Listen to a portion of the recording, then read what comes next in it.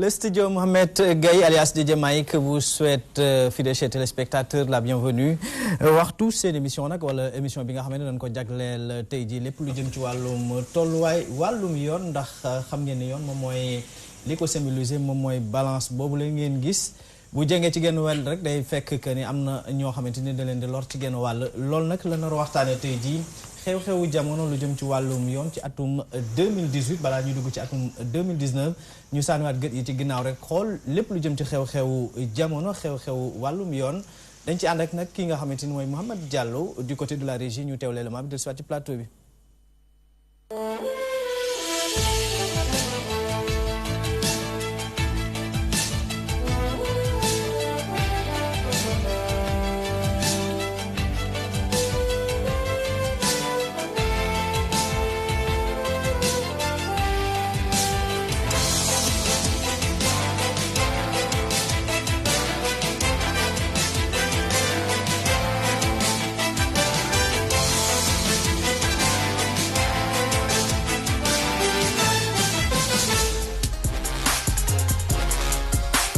téere bi ñu dëxëñ taarix réew mi ci wàllum yoon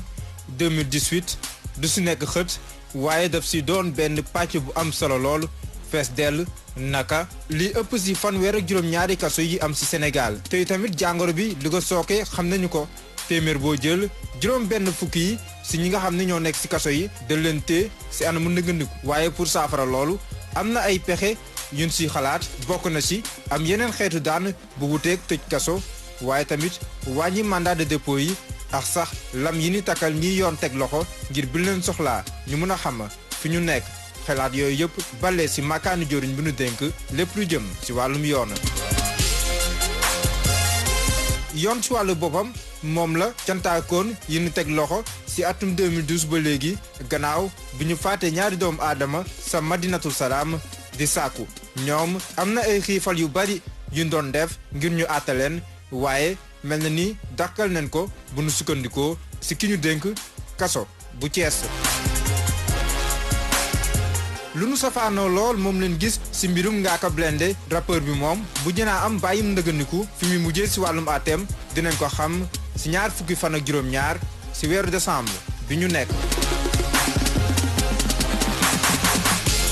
laata sax weeru décembre bi di ñëw am na benn xibaar bu tooyloo ay xol yu bari Cheikh Tidiane Diop ñàkk bakkanam gannaaw bu mu jéemee lakk boppam ci kanamu maakaanu njiitu réew mi moom mi ngi doon sàkku ci wàllum ndàmpaay lu tolloog $200 millions ci francs CFA ndaxte danoo daggoon benn loxom gannaaw buñ ko pikiiree ci lu jaarul yoon ba mu nekkee woon ca kaso ba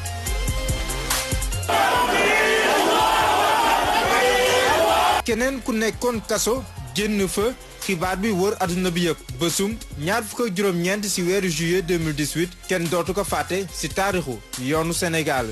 Imam Aliou Ndao ñu setal ko wecc ci lépp lu jëm ci wàllum xooñoñal doomu aadama ci ay gànnaay ak yeneen yi nu mel waaye keneen ki doon gën a tudd ci mbiram di Matar Joxaane dañ koo tëj ci ñaar fukki atu kaso yu ànd ak ay liggéey yu mu sañta bañ atum 2018 xale yi dinañ jàpp ne Khalifa Sall mi jiite woon bokk moomeel bu Ndakaaru daan nañ ko juróomi ati kaso gannaaw biñ koy topp ci mbiruma caisse d'avance monte day atte boobu dañ koo dëggal gannaaw bi mu ko clamé ci cour d'appel donte ne sax kuréelu attakaay bu CEDEAO jàppoon na ne am na lu jaarul yoon ci doxalin bi procès sax ci wàllum cassation te jëneen ko 20 décembre bi nu jénn mu mel ni musiba bu yemul ci bopp boroom ndaxte gannaaw loolu kenn ci ñi gënoon fës ci ñi koy jàppale Barthélémy Dias teg nañ ko loxo li ñu ko doon toppee moom mooy xotti worma ay àtteekat ñu daan ko ci juróom benn weer mu tëdd ko daan bu ni gën a tar moom leen gàll ci ndodd kii di Bara Sylla ak Amadou Wuri Diallo ndaxte ku njëkk ki juróom-ñaari ati kaso lañ ko daan ki ci topp juróomi ati kaso ak itamit $200 millions ci amende gannaaw bi leen jàppee ci lu jëm ci ay garab yu baaxul fële sa Touba Belel ca Touba ak feneen syndicat bi ngànk liggéeykat yépp ci wàllum yoon amel nañ fa ay toogaay ñaxtu yu bari lool ngir sàkku ci gouvernement bi mu sàmmonteeg la mu siife woon ak ñoom siife yooyu sax gouvernement bi fas yéene si dellu gannaaw bu nu sukkandikoo si jëwriñ bi ñu dénk lépp lu jëm si wàllum yoon waaye am na leeral bu mu indi moom mooy li jëm si wàllum ndàmpaay yi mënagul nekk léegi waaye lu ñuy toxal la ba si kanam. mu mel ni atum 2018 naatoon na lool si ay xew-xew si wàllum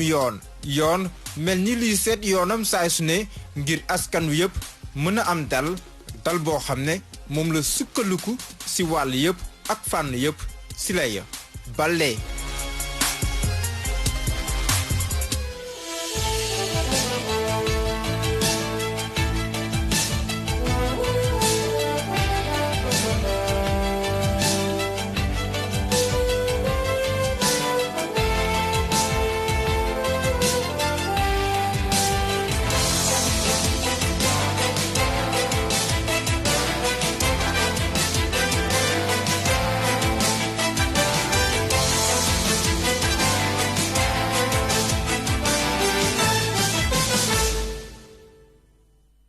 Mamadou Diallo ñu lay jaajëfal bu ñu del soité ci plateau bi ñu am mbégte lool di dalalaat kii di Babacar Ba jiite kuréel gi ñu duppee forum du justiciable egsi la jàmm ci plateau bi Babacar. waaw jërëjëf donc di la sant di la gërëm ci invitation bi di nuyu également sama naataango yi nga xam ne ñoom laa fi fekk di nuyu également téléspectateur u DTV yi nga xam ne ñoo ngi seetaan. donc di ñaan rek lépp loo xam ne wax nañ ko fi mu nekk njëriñu askan bi. bu ma dikkaatee ci yow Babacar su ma la laajoon ban fee moo la gën a marqué par rapport ak lu jëm ci yoon ci atum 2018. waaw donc comme ni ñu ko gisee léegi ci éléments yi. donc am na ay fait yu bëri yoo xam ni xew nañ fii. alors man fait yi ma gën a marqué dama naan dafa bokk ci question de longue détention. donc su ma weesoo sax yenn dossiers yi nga xam jot na fi am mais man la question liée en tout cas longue détention yi nekk na fait yoo xam daf ma marqué lu tax mu marqué ma parce que xam nga longue détention nekk na benn phénomène boo xam ni wala boog benn mbir moo xam ni lu en fait lu metti la. parce que jël nit dugal ko kaso téye ko fa pendant des années. donc mënuñu ko àtte donc loolu je pense que ni nekk na loo xam ne dafa metti parce que nit ki damay faral di wax rek le fait que nga restreindre liberté am c'est-à-dire la liberté d'aller et de venir loolu rek déjà mun naa wax que ni lu metti la alors nga téye ko mu toog pendant des années àttewuñ ko xamul ci ban sor la nekk loolu man nekk na loo xam ne franchement lu may metti lu la lu may naqarlu la donte nag gis nañ que ni bon xam naa ci biir débat bi dinañ ci xuus parce que le ministre de la justice d'ailleurs le professeur Ismaïla Madior Fall ma koy nuyu de passage am na benn circulaire boo xam ne jot nañ ko jël pour que li nga xamante moom mooy question yu liées ak les mandats de dépôt nu ñu koy joxee gën ko xoolaat ñu gën ko xoolaat donc daal su may wax que ci année 2018 bi man question longue détention yi nekk na question boo xam ni soxal na ma nekk na question boo xam ni tiis na ma d'ailleurs ci laay profité sax di soulever waale kaawu Cantakuni parce que man personnellement taal naa sama oto dem ba Thiès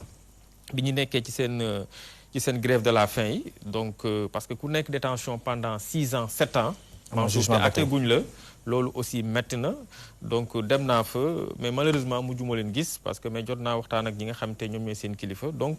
2018 daal su may wax effectivement fait yi ma gën a marqué mooy ñi nga xam ni dañu nekk ci kaso yi te atte guñ leen mu doon lu am solo am nañ mbégte loolu di dalal suñu plateau bi sunu natango di Pape Ndiaye di chroniqueur judiciaire taskatu xabaar maanaam ba pare jiite kuréel gi ñu duppee nag ndaw ñi nga xam ne dañuy yëngu ci wàllum tas xabaar di CJRS convention des jeunes reporters du Sénégal am nañ mbégte loolu dellu dal ci plateau bi Pape. waaw sëñ Mansour maa ngi lay nuyu di la fay di rafetlu bu baax a baax invitation bi di nuyu également mboolem téléspectateur DTV yi nga xamante ne ñu ngi ñuy seetaan yëpp di am yaakaar rek ni mboolem li ñuy waxtaanee dina jëriñ ñi nga xamante ne ñu ngi ñuy bàyyi xel bu baax a baax. fi ma daaneeleeg Babacar foofu laay tàmbaleeg yow. ban fee moo la gën a marqué xam naa ne fee yi bari na mais am na fee boo xamante ni. moom marqué na la trop ci atum 2018 lu jëm ci wàllum yoon. waaw lu jëm ci wàllum yoon fee bi ma ci gën a marqué mooy affaire Cheikh Diop. Cheikh Tidiane Diop bi nga xamante ne wane ngeen ko fii mooy ki nga xamante ne dafa taal boppam. alors li tax mbir mi marqué ma nag man mooy journaliste bi mujjee waxal laata muy taal boppam. mu am ñaari mbir yoo xamante ne moom ma ci marqué te xam naa dinañ am occasion ñëw ci biir waxtaan wi bi si jiitu mooy citoyen bi bu tooñee état état day dal si kawam rëq ndigam mais état bu tooñee pour que citoyen bi mën a am ay droit am day nekk loo xamante ne lu jafe la te looloo ko dal ba mu xaru muy benn ñaareelu mbir bi mooy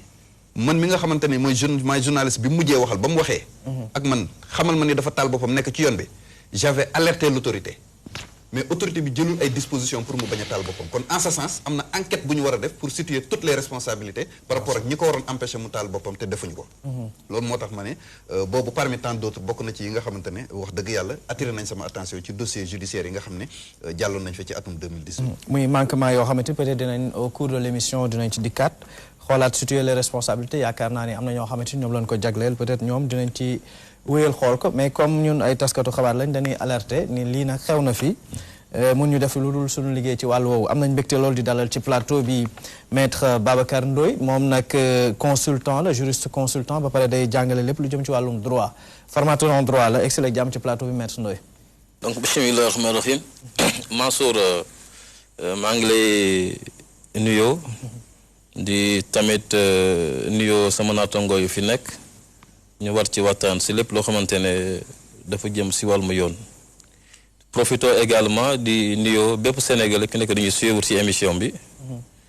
mu nekk émission bu am solo si surtout aujourd'hui mu nekk loo xamante ne rétro boo xamante ne ay événements yu ñu jot a dund Sénégal sur le plan judiciaire mu nekk tamit occasion boo xamante ne ma kii profito tamit di jaale Sénégal en commençant par moi-même Sidi Lamine Niass koo xamante ne jot na fi jógee yàggul man mi di wax yow am na Sénégalais yu bëri jot nañ ma woo personnellement di ma jàlle parce que nee nañu yow bokk nga si Walfadjri d'ailleurs même si occasion bi may profito di jaale waale tamit Pape mi toog devant moi parce que yaakaar naa bokk naa si ñoo xamante ne ñoo ma njëkk a talal loxo si biir Walfadjri et sans aussi donc oublier Ousmane Sène parce que xam naa di nag jamono léegi bokk naa si ñoo xamante ne ñu ngi ci béy seen waar bu baax di wax mbir mu droit sénégalais ñu mën a xam exactement fu ñu teg seen tànk si yoon. donc bu ma dikkaatee ci xew-xew li nga xamante ni moom fi gën a dajale ci atum 2018 ni ma ko laajee Pape laaj ko Babacar yow ban xew-xew moo la ci gën a marqué jëm ci wàllum yoon. waaw man en fait man surtout si wàllum crimes yi les crimes yoo xamante ne ci à chaque fois dañu gis ni rey bi faat doomu aadama dafa bëri Sénégal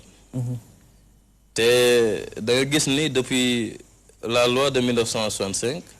on avait prévu la peine de mort après par la suite en 2004 ñu daal di abroger la loi sur la peine de mort ñu indi léegi la condamnation à perpétuité et dama gis ne depuis lors il y a une nette montée du taux de la criminalité au Sénégal donc loolu ma gis ni phénomène bi dafa gën a yokk et récemment jot nañu vivre benn événement boo xamante ne c'est atroce mu nekk kooku nu ndaw soosu taal jëkkëram mu nekk loo xamante ne c'est un événement je dirais même inédit au Sénégal te ñëpp dund ko ñaawlu acte bi ba tax nag man personnellement jot naa bind 2 articles am na article mu bindoon en 2013 2000 également 16 articles yoo xamante ne c'est bien publié n'est-ce pas par des quotidiens de la place notamment donc Sud Quotidien ak La Tribune donc mu nekk loo xamante ne c'est juste pour attirer l'attention aux Sénégalais par rapport donc au comportement des Sénégalais la moo indi tey te ñu dem ba am yeneen comportement yi yoo xamante ne daanu ko di gis et aussi beneen fait bu ma gën a marqué c'est surtout par rapport à la violation des droits de l'homme au Sénégal su ma ko waxee c'est surtout la liberté de marche qui est bien prévu par la Constitution, donc de la loi donc numéro 2001-03 du 22 janvier 2003 au Sénégal, portant, n'est-ce pas, création ou bien la mise en place de la Constitution sénégalaise. boo xamante ne liberté de marche boo xamante ne tey jii ces OSC ont fait une demande, de moins c'est une déclaration. Déclaration ne signifie pas demander. On fait que donc fait la déclaration que yow da nga bëgg a def marche. Donc maintenant autorité yi ñoom ñoo war a mën a am, n'est-ce pas, ñoom ñoo am lépp loo xamante ne motuwaay pour ñu mën a encadrer marche boo xamante ne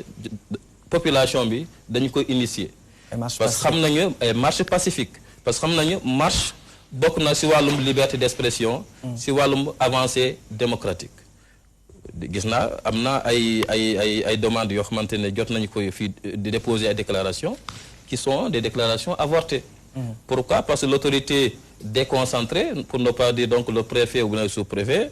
n'ont pas donc donné une suite favorable à la demande, n'est-ce pas, des initiateurs. Donc mu nekk loo xamante ne loolu il faut quand même ñu xoolaat ko parce que nous sommes dans un état démocratique. Oui. D'accord dañ ci dikkaat de toutes les façons tout à l'heure am nañ mbégte loolu di dalal ci plateau bi Balla Diop du chef de cabinet bu garde des Sceaux ministre de la justice di le professeur Ismaïla Madior Fall. ni ko Babacar waxee léegi ñu koy nuyu tamit de passage excellent jàmm ci plateau bi. jërëjëf Mansour maa ngi tout d'abord excusez aussi déjà retard bi de remercier ces invitations di nuyu borom kër gi di nuyu également mes co-débatteurs en l'occurrence Boubacar n'est-ce pas avec qui j'ai partagé pas mal de plateaux. Maître Ndoye maa ngi lay nuyu donc di la ziar di nuyu également mon ami et frère Pape Ndiaye de Walf. di profiter de cette occasion pour d'abord jaale donc waa Walfadjri donc avec la disparition donc du doyen Sidy Lamine Niass n'est-ce pas. di profiter également antenne bi par anticipation souhaiter joyeux Noël à toute la communauté chrétienne. et bonne et heureuse année 2019 à tout le Sénégal et à tous les Sénégalais n'est-ce pas. di ñaan également ñu am un débat cognitif. plein d'instructions pour sénégalaises ak sénégalais yi nga xamante ne ñoo ngi ñuy seetaan ñu mën ci am ñu mën ci jëlee njëriñ. voilà bu ma dikkaatee même question bi. fait bi la gën a marqué. waaw man nag fait yi nga xamante ni marqué nañ ma ci année 2018 ñu naan ni c'est dafay dugg ci benn galaxie boo xamante ni dafa multidimensionnel. mais li ma ci gën a marqué pour un peu rek extirper un ou deux faits ou quelques faits moom mooy réforme yi nga xamante ne actuellement ñoo ngi koy damal au niveau de la justice. principalement au niveau de toute la chaîne pénale. Parce que vous savez que l'article 42 de la Constitution mooy wax ni le président de la République moom mooy définir la politique de la nation. nekkul tout simplement politique économique politique sociale culturelle sportive et cetera yooyu bien entendu ci prérogative na bokk. mais également en matière de politique pénale et cetera c'est le président de la République qui définit la politique pénale n'est-ce pas. Le président de la République donc xool depuis pratiquement l'indépendance il n'y a pas eu en tout cas d'amélioration donc au niveau de la chaîne pénale mu jël ay décisions yu importantes. am na seen décision yoo xamante ne jiitu na sax mu am ex Ismaïla Madior Fall au niveau du département de la justice comme l'aide juridictionnelle et cetera ñu gis également décision yi nga xamante jël na ko maintenant tribunaux départementaux yi maintenant sont des TI qui existent au Sénégal des tribunaux de grande instance à la place des tribunaux donc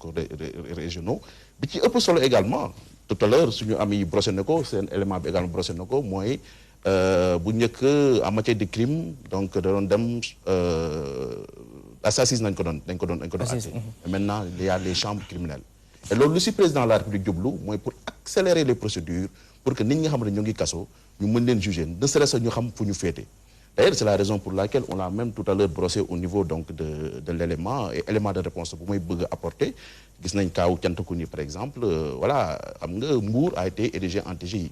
Donc automatiquement c'est le TGI de Mbour donc qui hérite de l'affaire parce que les faits se sont déroulés donc sur ce territoire-là. Donc yooyu mooy expliquer n'est-ce pas donc peut-être lenteur bi mais vraiment la justice est en train de tout faire pour véritablement accélérer procédure yi pour que donc ñooñu ñu àtte leen et que également les conditions de détention danañ xam ne actuellement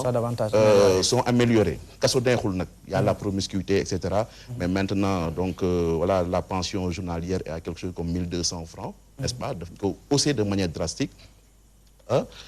si kaw loolu également donc vraiment daal y a beaucoup de choses surtout bi si gën a am importance mooy également xam nga Sénégal dañu amoon président ak dirigeant yi fi nekkoon dañu ragal tabax kaso parce que dañu daan wax ni kaso boo ko tabaxee yaa fay dugg mais présentement il faut souligner que le président de la République également est en train de construire des prisons parce que loolu également dafa war bokk si li nga xam moo mën a décongestionner les prisons Sébikotane je crois avec 500 places Koutal n'est-ce pas donc ce sont des prisons yoo xamante ni sous peu de temps elles seront livrées et que les détenus yi nga xamante ni ñoo ngi ci kaso yi que ce soit à Rebeuss camp pénal nekk peut-être dans la promiscuité en tout cas dans des conditions exiguës da leen mën a n'est-ce pas déployer loolu foofu pour ñu mën a nekk dans de bonnes conditions de détention parce que ñooñu également dañu nekk tout simplement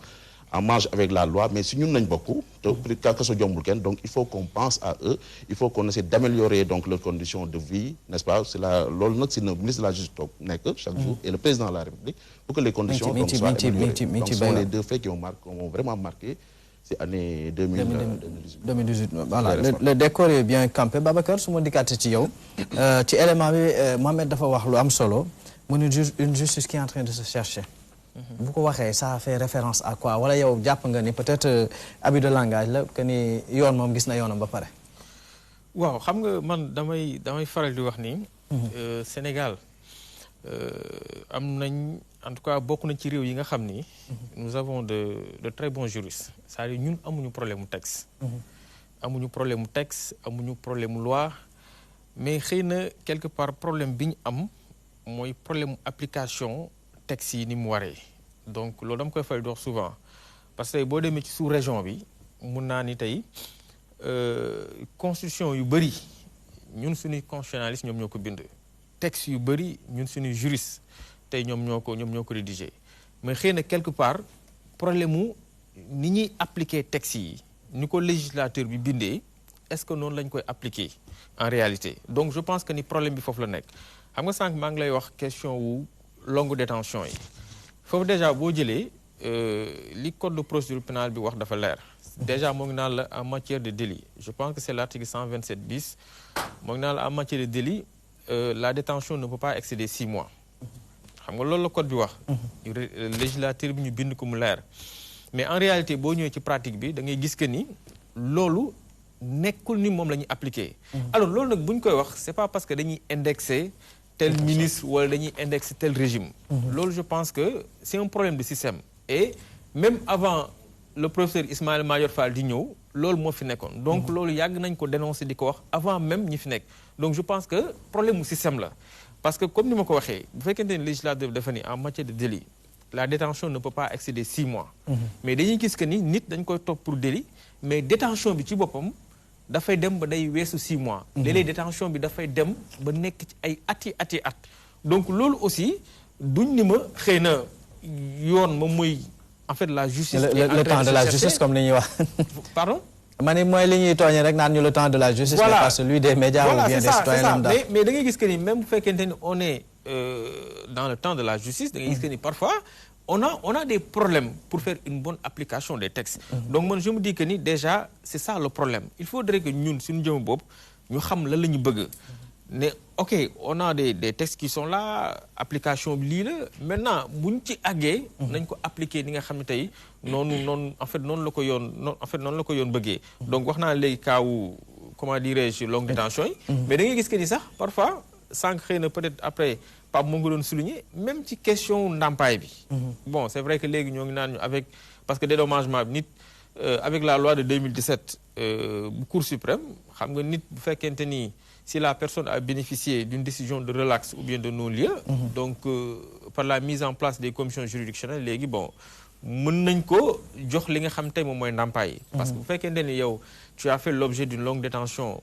pendant plusieurs années et que par la suite tu as bénéficié d'une décision de relax ou bien de non-lieu war nañ la mën a jox lu ñuy wax ndàmpaay donc commission juridictionnelle yooyu ba léegi jusqu'à présent ñun xamuñu fa la toll est-ce que installé nañ ko quelles sont les modalités donc je pense que ni problème bi ñu am daal problème mu application texte la voilà donc da ngay gis que ni peut-être ci biiru débat bi dinañ ci gën a xuus même par rapport ak yenn dossiers yi sax bu ñu ko jëlee da ngay gis que ni fii parfois ñun on se pose des questions est-ce que lii la ñu war a def pourquoi on n'a pas fait ceci pourquoi on n'a pas fait une bonne application des textes une bonne application des textes moom est-ce que tey jii ça sert à quelque chose qu'on ait des textes qui ne seront jamais appliqués ou bien qui ne seront jamais appliqués dans toute leur entièreté aussi Pape parce que j'en veux pour exemple aujourd'hui dafa wax lu am solo lu jëm ci wàllum longue détention préventive souvent ñu gis ci man ma xam ci un cas patent boo xamante ni un jeune de Grand Yoff bu ñu jàppaloon ci même cas similaire bu imam Alioune Badara Ndao bi Sow la sant boo xamante ni moom bokk na ci presque def na foofu 2 à 3 ans yu manqué tuuti bi muy génn bët bi dafa yàqu te tey jii mi ngi ñëw kooku réinsertion sociale am sax c'est tout un problème. Atoumane Sow voilà. waaw loolu moom nekk na loo xamante ne lu am solo la muy point bi ngeen soulevé muy li jëm ci maanaam texte yi nga xamante ne ak ni ñu koy appliqué comme ni ko maître Babacar waxee li nga xamante ne comme ni mu ko seetloo rek loolu mooy li nga xamante ne moom moo am vraiment. bu dee ay kàngam ci wàllum yoon Sénégal am nañ ko bu dee ay textes yu baax Sénégal am nañ ko ba fu ñu dem ci àdduna bi rek dañuy naw xarañte yi ñi nga xamante ne ñoom ñooy suñu juristes yi. donc côté boobu moom wax dëgg yàlla xel bu dal mën na cee am xel bu dal également mën na am ci maanaam yeesal yu bees yi nga xamante ne ministère de la justice mi ngi koy waaj indi pour maanaam jële fi lépp loo xamante ne ay jafe-jafe la yoo xamante ne yoon daf koy jànkonteel mais daf ci am ay mbir yoo xamante ne mënta ñàkk ñu te loolu sax seetlu ñi nga xam ne mboolem ñi nga xamante ne seen xam-xam dafa màcc ci wàllu yoon la ñu xool naka la ñuy indee ay coppite peut-être ci yenn mbir yi ngir maanaam léegi rek yéen a ngi tudd lu jëm ci téye bu yàgg bi muy longue détention yi bu dee comme ni ko Babacar waxee également bu dee wàllum délit la détention provisoire bi du weesu 6 mois lu dul détournement de deniers publics mais bu fekkente ni ki crime la amul limite bu ñu ko utal te kooku nag moom wax dëgg yàlla man dama gis ne c'est la porte ouverte à tous les abus parce que longue détention moom yaakaar naa ne kenn mënatu ko weddi fii Sénégal. c'est une réalité. gis nga waaw réalité la boo xam ne gis ngeen kaaw ki nga xamante ne moom mooy Saliou Thioune bi nga xam ne def na 11 ans fële ca prison bu Thiès. ñu daal di koy atte daal di koy setal. Imam Ndaw bi ngeen fi tudd léegi également def na 2 ans ak yeneen ak yeneen ak yeneen te ba léegi mi ngi am ñoo xamante ne ñi ngi continuer di tëdd kaso ay at yu yàgg te duñu leen atteegum. am na sax ñuy dem ba ci détenu yi ñoom seen bopp. peut-être saa yi du ñu comprendre qui est responsable dans ça. souvent ñoom dañuy faral di indexer administration pénitentiaire alors que en réalité administration pénitentiaire ñoom peut-être que ñoom seen responsabilité mën nañ ko bañ a évoquer de manière directe parce que ñoom dañu leen di confier. amul benn directeur prison bu ci am sañ-sañu juge d'instruction wala procureur décerner mandat de dépôt nga war a jël nit nga ne ko non non non sama prison atteindre na capacité d'accueil donc ñoom amuñu possibilité def loolu également. à la décharge également ñi nga xam ne ñoom ñooy placé sous mandat de dépôt am na ci mbir yoo xam ne nit bu ko defee tam il faut que nga yoon teg ko loxo ñu yóbbu ko kaso. donc foofu tamit vraiment dama koy wax à la décharge des juges d'instruction et des procureurs lu mel ni nit bu rey nit il faut que ñu yóbbu la kaso. parce que yow mi ñu yóbbu kaso dañuy aar sa bakkan ngir bañ famille ñëli tëb ne dañ ciy fay ak yu bëree bëri yoo xamante ne boo ko defee pare mënuñ la bàyyi ci biti sous prétexte que kaso yi dañoo fees donc mu nekk wax dëgg yàlla benn mbir boo xamante ne benn cercle de feu boo xamante ne ñoom ñëpp ñu ngi ci biir muy ñi waa justice waa administration pénitentiaire te ki leen ci mën a jàppale mooy état à travers xool yenn juristes yu xarañ yi ñi ngi fi bu ñu toogee rek lëkkaloo rek dinañ génne ay xel ak xalaat yoo xamante ne mbooleem jafe-jafe yoo xamante ne dañ koy jànkoonte ci wàllu yoon dina nekk loo xam ne luy dañ la moo xam ci wàllum téye bu yàgg bi la muy longue détention wala surpeuplement la wala muy kaso yu fees yi ak tamit d'une manière générale jafe-jafe yi nga xamante ni yëpp dañ ko fi nemmeeku ci wàllu yoon maître jafe-jafe moom am na ci élément bi nga xamante ni Mohamed Diallo def na ko da ci lim ay cas yu fi jot a nekk tudd na ci bu imam Alioune Badara Ndao tudd na ci benn cas boo xamante ni tey ji tamit ñu ngi koy waxtaane ba léegi mu nekk loo xamante ni joxeegul verdigam ba tey muy mbirum Khalifa Ababacar Sall Babacar wax na léegi que ni ay texte moom yor nañu texte yoo xam ne macha allah mais application bi mooy poser problème te cas boobu bari na lu ñu ci mën a wax loo xamante ni jàpp nañ ni ci genn wàll pour nous les profanes que ni am na ci genn wàll loo xamante ni dañ ko jalgati en tant que spécialiste du droit peut-être am nga ci benn point de vue ci wàllu woowu. oui Mansour je pense que si wàllum doxalin yoon Sénégal. yaakaar naa Sénégalais yu bëri ku ci nekk mu ngi am grain de solo maa ñu mu ngi ciy wax doxalin bi parce que longue détention mu wax yu mu jot a soulevé tout à l'heure les mandats de dépôt man damay naan toujours le plus souvent ces mandats de dépôt sont pris à la légère loolu mooy tax aujourd'hui prison yi dafa fees ba jéggi dayo te su dee à chaque fois dañuy dugal prison te duñu vider les dossiers bu yàggee mu fees ba tuuru te am yeneen prison yoo xamante ne c'est opérationnel tout à l'heure suñu collègue le représentant du ministre de la Justice Balla donc monsieur Balla donc l'a souligné les efforts que l'État est en train n'est-ce pas de fournir pour désengorger n'est-ce pas ces prisons que je considère comme des prisons vraiment archaïques, voire vétustes, du point de vue, n'est-ce pas, du respect même des droits humains. Du respect des droits de l'homme. mais surtout. Et maintenant, le dossier de Khalifa Sall, là aussi, c'est un dossier quand même boo xamante ne jot naa ko suivre de près depuis le début et également samay intervention si pas mal de télé ma indi sama position si. maître maa ngi ñëwaat ci yow le temps que rek ñu am lu ñu xoolaat ci wàllu woowule Balla un peu par rapport ak yaakaar naa ni Babacar wax na ko Pape wax na ko aussi amuñu problème mu texte maintenant application bi moom mooy poser problème parce que jëm nañ ci genn wàll mandat de dépôt yeeg bari na fi loo xamante ni tey jàpp nañ que ni dañ koy salfaañe ci wàllu woowule respect texte yi xam bu ñu waxee respect nag yaakaar naa ni yéen ñi nga xam ne nee na sàlloo yor bi nga xamante mooy tutelle bi ci foofu lañ ko ñëkk a yéen lañ koy séentoo waaw xam nga texte moom dafa doon loo xamante ni en fait ay nit rek ñoo ko confectionné parce que moi j'ai l'habitude de dire que y a aucun texte boo xamante ni c'est infaillible y a aucun texte boo xamante ni c'est imperfectible tous les textes sont perfectibles mën nañ ko améliorer mën nañ ko également donc véritablement gën ko defaraat maintenant application de texte le plus souvent en matière de justice c'est selon nit ki nga xamante ni moom moo esté en justice jox nañ ko gain de cause ou bien joxuñu ko gain de cause parce que justice moo xaw a mel noonu parce que si kër sax da nga fay nekk nga am say doom ñaari doom ñu jotee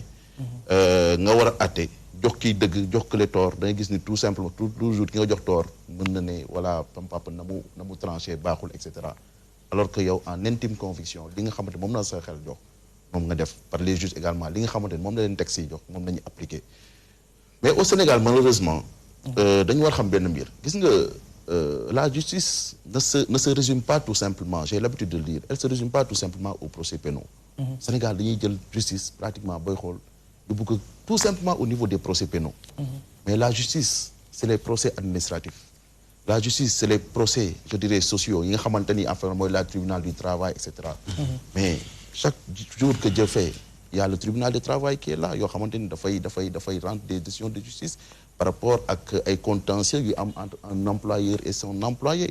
y a la chambre administrative yoo xamante ni chaque fois day am des citoyens yoo xamante ni dañ koy saisir pour recours pour excès de pouvoir muy joxe même des décisions yoo xamante ni c'est contre l'État et mu doon décision yoo xamante ni dañ koy appliquer tout récemment en 2017 d'ailleurs ça fait partie des faits qui m'ont marqué mooy il y a eu la création du tribunal de commerce bi nga xamante ni l'ex-secrétaire général donc du ministère de la Justice Alioune Ndiaye actuellement c'est le président que je salue au passage mais c'est des millions c'est des milliards yoo xamante ni dañ koy am sur le table des contentieux ñu koy régler n'est-ce pas te pratiquement mën naa ni coow jib mais malheureusement nit ñi fi ñuy focaliser wu moom mooy les procès qui sont médiatisés et booy xool les procès les plus médiatisés tout à l'heure maître procès un peu peut-être mutuel mooy procès yi nga xamante ni laar na le plus souvent des acteurs politiques et cetera peut-être tout à l'heure nañ si ñëw bien entendu par rapport à ces procès-là qui ont en tout cas marqué 2018 voire même 2017 wala avant parce que am na si yoo xam ne peut-être ça date d'avant mais le plus souvent yi nga xamante ça défraie la chronique yi nga xam ne c'est médiatisé moom nit ñi focaliser wu alors que les tribunaux je sais que magistrats yi dañuy liggéey ba parfois ay minuit 1h 2h du matin di rendre des décisions journalistes au nom et pour le compte du peuple sénégalais et di ko def en âme et conscience di ko def également avec une honnêteté intellectuelle di ko def également en application des textes yi nga xamante ni moom moo les régir parce que ñoom également amuñu les coups de France dañuy def leen neex y a des textes qui les régissent qui les régissent maintenant textes yooyu nag quand on doit les améliorer on peut dire que voilà on doit améliorer tel ou tel texte c'est comme le cas par exemple de la CREI où ma position a toujours été que la CREI c'est une loi boo xamante moom fi depuis 1981 mais s'il est nécessaire que ñu toog pour xoolaat ko nañu toog xoolaat textes yi parce que les textes peuvent être désuets peuvent être surannés peuvent être anachroniques mën nañu ko teg xoolaat ko donc daal véritablement il faut que ñu bàyyil xel ni justice bi au Sénégal pour man mu ngi def ay jéego y a bien entendu bokk ci Sénégalais yi ñu ngi naan souvent une justice qui n'est pas du tout indépendante une justice qui est à la commande souvent d'un tel ou d'un tel parce que mot boobu dañu dem ba c'est une rengaine boo xamante ni on l'entend souvent que ni justice bi moom des fois dañ koy utiliser ci genn wàll goo xamante ni ngir faagaagal yenn nit ñi. waaw moo tax si je prends l'exemple de ces politiques là yi nga xamante ni peut-être tout à l'heure waaw yooyu moo tax ma ne le selon bu tax ma ne le selon parce que boo jëlee si cas politique yooyu sax par exemple quand la CREI a rendu sa décision sur l'affaire Karim Wade mais gis nañ tous les partisans les avocats de Karim Wade donc sont montés au créneau pour tirer sur la justice sénégalaise en disant qu'on a une justice qui est orchestrée qui est commandée qui est véritablement en tout cas télécommandée etc mais quand cette même CREI a relaxé ay dañoo mais dañoo tàccu mais on a une justice indépendante on a une justice vraiment impartiale etc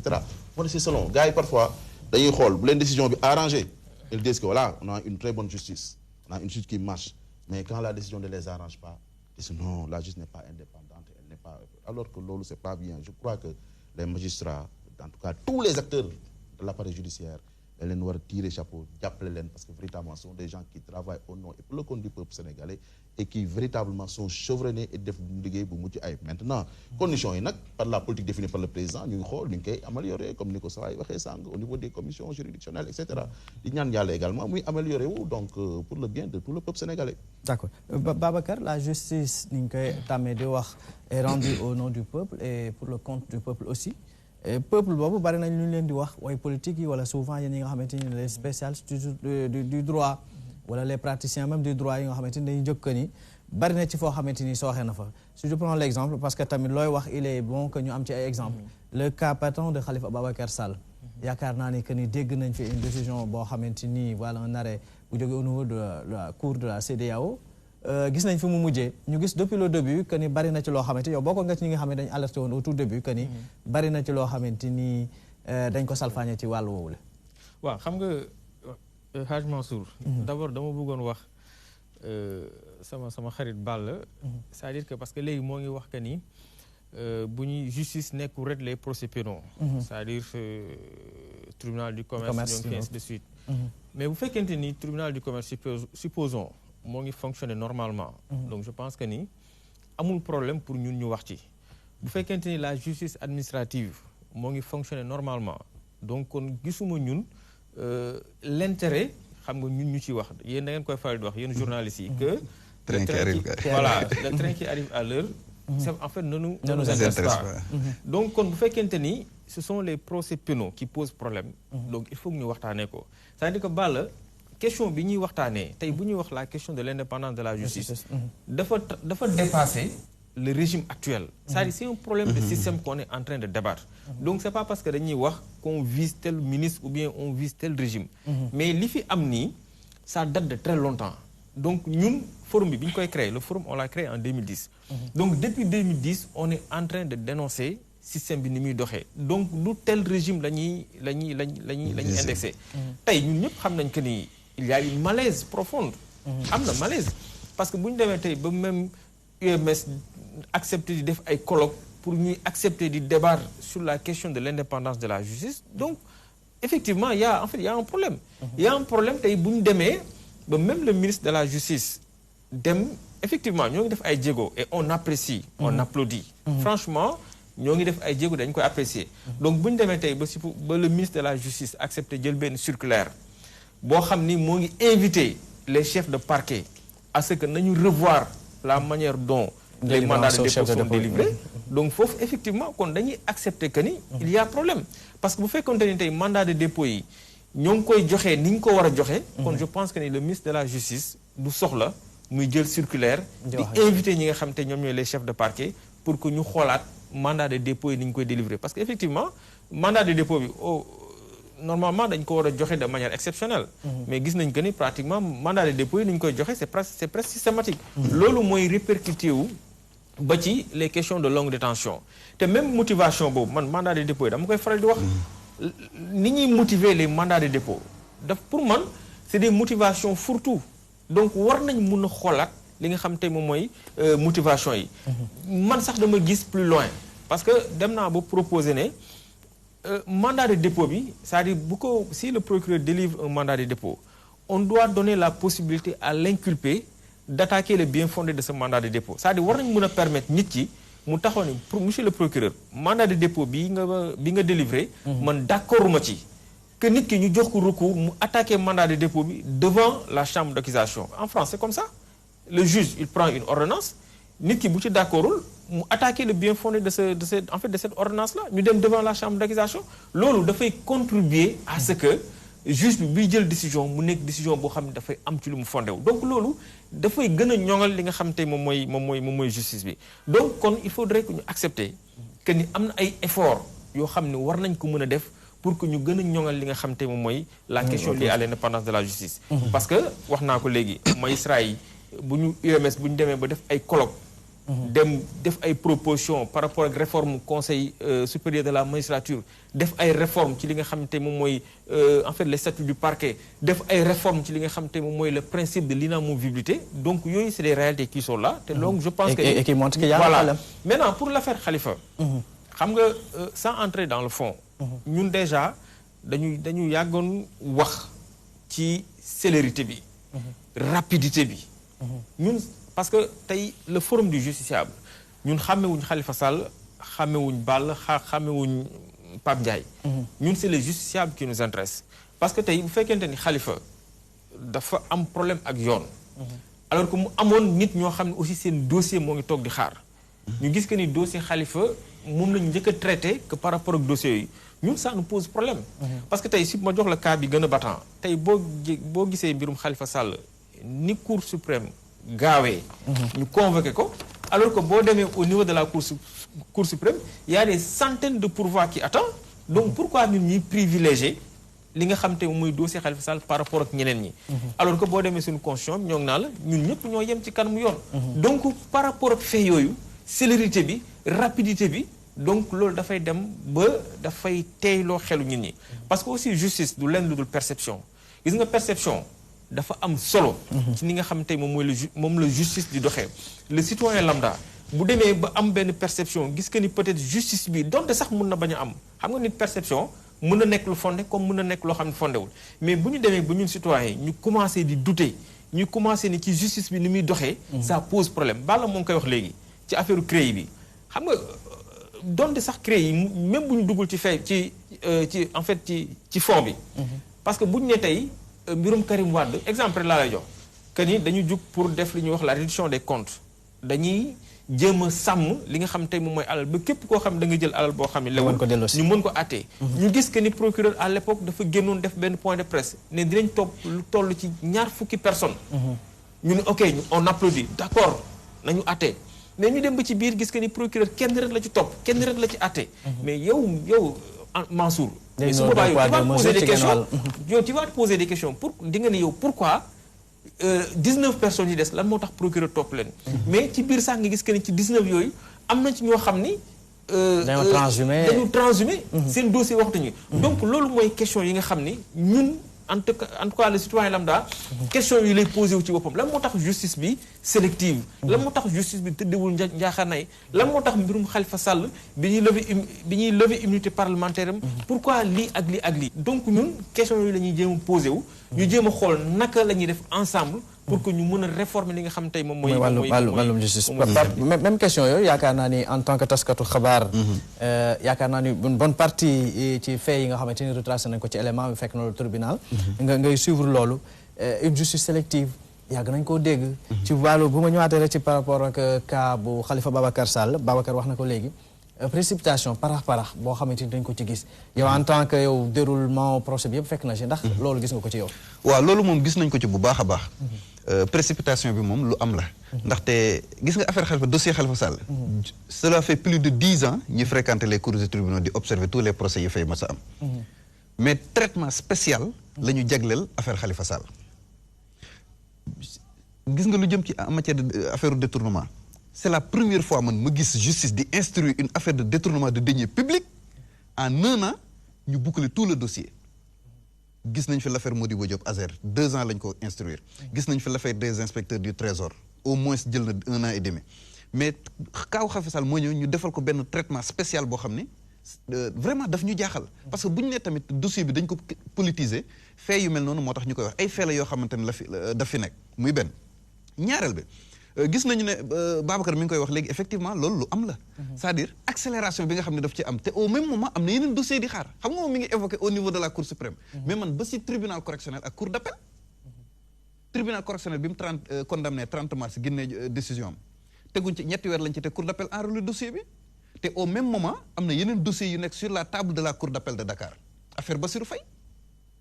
policier bi ñu ci condamné Sidi Mohamed Bougale bañ ko condamné juin 2016 au lendemain de sa condamnation la def appel juin 2016 ba ñu ngi ci 2018 plus de 2 ans mu toog di xaar ba léegi vidé guñ ko donc parmi tant d'autres boo demee camp pénal bu Koutal di nga fa fekk un détenu du nom de Sadio Ba boo xamante ne dañ ko condamné 15 ans de travaux forcés mais fi ñu toll ni tëdd na 12 ans te atte watuñ ko actuellement à ce jour boo doon xool dans l'ensemble des 37 prisons du Sénégal plus de 160 détenus yoo xamante ne dañoo def appel ba léegi attewaatuñu leen am na ci ñoo xamante ne sax prisonnier nañ seen peine ba mu jeex ñu soog leen te appel bi attewuñu leen boo demee camp pénal bu Liberté 6 bi am na fa 60 détenus yoo xamante ne yooyu yëpp ay cas yu précis la yoo xamante ne mën nañ ko énumérer cas par cas mais peut-être temps bi moo ñu ko dul may donc nga dem tribunal correctionnel am na fa ay dossiers yu nekk en instant ba léegi atteeguñu leen yéen a ngi fàttali ko en matière de terrorisme la première personne arrêtée sous le régime de Macky Sall c'est Imam Dianko depuis 2013 lañ ko arrêté depuis 2013 plus de 5 ans mu toog di xaar alors que dossier bi bouclé nañ ko c'est-à-dire que bu enquête bi pareegul woon du clôturé guñ dossier bi sax on aurait compris mën nañu wax mais enquête yi jeex na dossier bi tëj nañ ko depuis 2013 mi ngi taxaw di xaar kenn atteegu ko ba léegi parmi tant d'autres dossiers yoo xam ne ñi ngi tribunal correctionnel di xaar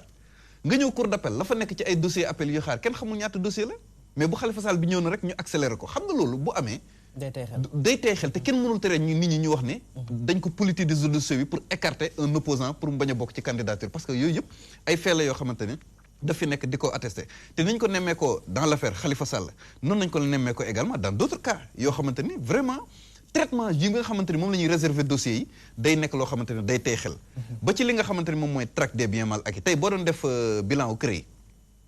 au début une liste de 25 personnes la ñu annoncé woon mais à ce jour il n'y a que 2 dossiers le CREI instruire muy l'affaire Karim Wade ak l'affaire Tahibou Ndiaye bu weesoo dossiers yooyu toutes les autres personnes yi ci bokkoon yëpp ba léegi xamaatuñ dara su niñ mujjoon et même par rapport ak ñi ci jox ñi nga xam ne dañu leen may non-lieu c'est-à-dire que non-lieu boobu noonu man du ma ko inscrire sax sur le compte de indépendance de la justice mais Sénégal transhumance dafa nekk loo xamante ni benn vaccin contre des poursuites judiciaires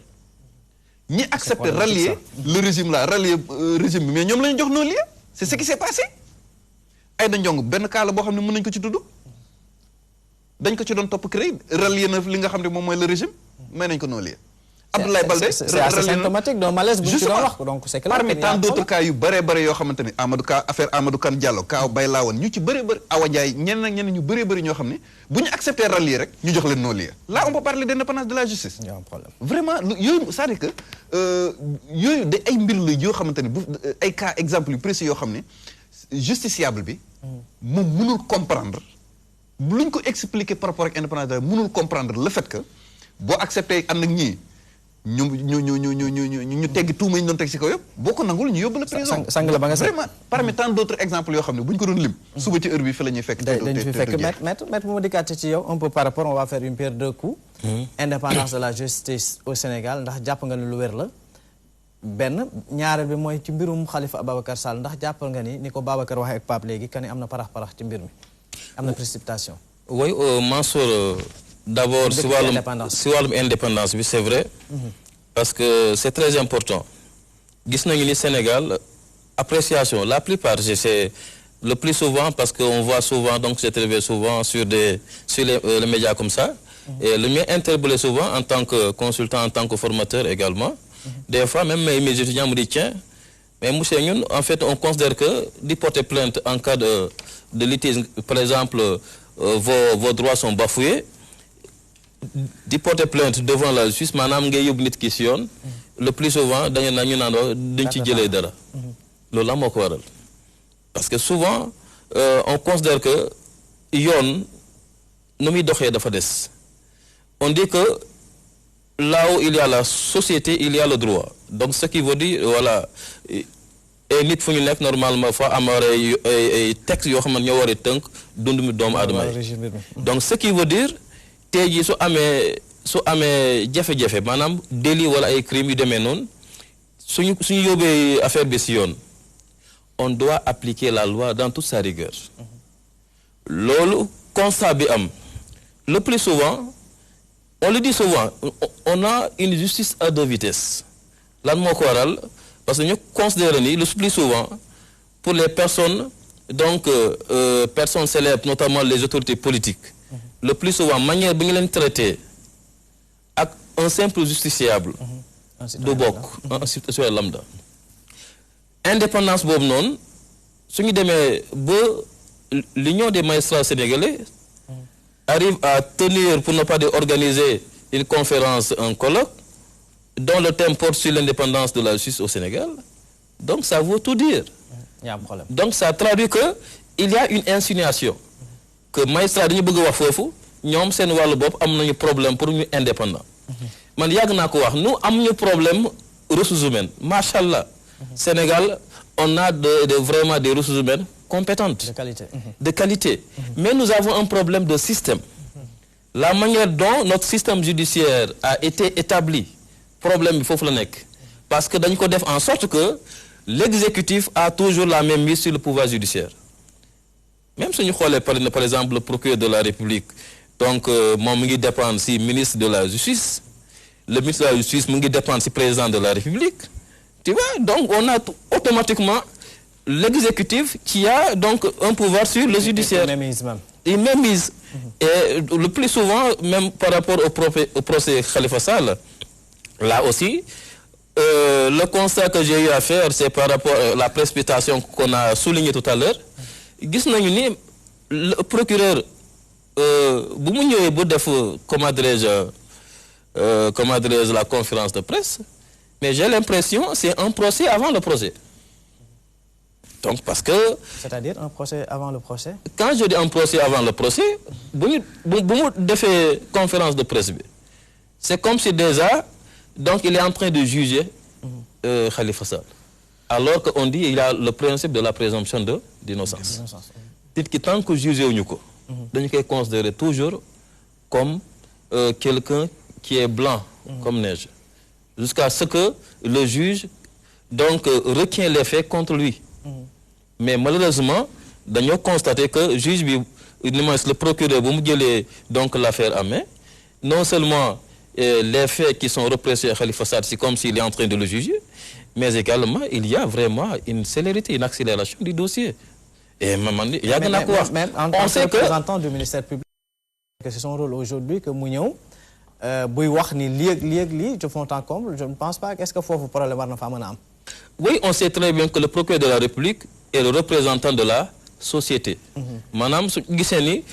am na li jëm pour indi jafe-jafe doomu aadama yi maanaam société bi moom day jóg xa tànk tubayam pour jéem a indi saafara loolu je suis parfaitement d'accord mais quand même su dee par exemple